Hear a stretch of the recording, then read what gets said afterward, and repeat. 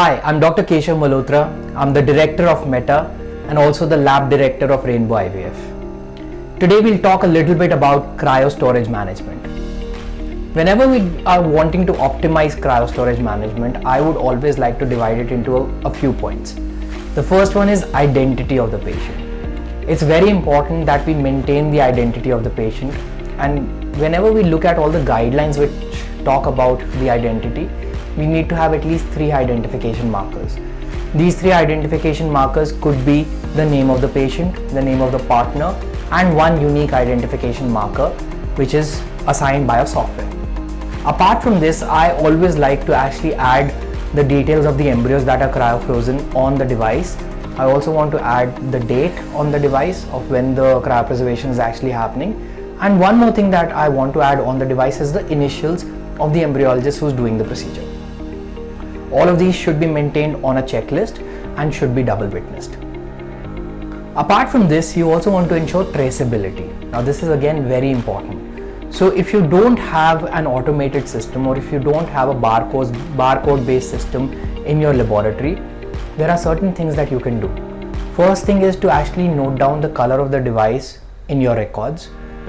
Other things that you can note is the color of the goblet, the color of the cane, the location at which you're storing the device, and again who is putting the device into the cryostorage and who's witnessing it. The next important thing is storage itself.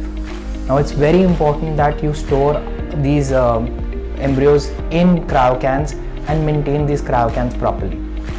If you don't have an automated system like the one that we have here, you can use manual cryotanks, but please understand that these manual cryotanks actually require refilling. And this refilling should actually be done in about 3 to 4 days, or you should be measuring the level of liquid nitrogen and then try to refill it accordingly. You can also attach an alarm system to these cryocans or the automated system as well, which can actually alert you when the levels of liquid nitrogen are going down. Apart from this, having proper consents in regards to storage, in regards to maintenance, in regards to failure of the cryotanks is also very, very important.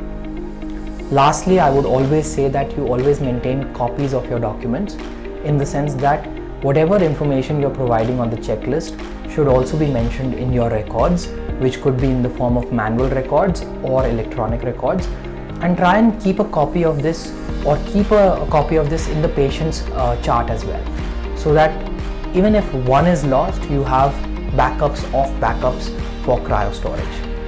Cryostorage is becoming very essential these days. Most patients undergo freezing, and there are a lot of embryos which are frozen. Therefore, maintaining traceability and identity of these sleeves is of utmost importance to us. If you have any queries for me, do get in touch with me on my social media. I'm available on Facebook as well as on Instagram by the name of Meta Embryology. I'll be happy to answer your queries there.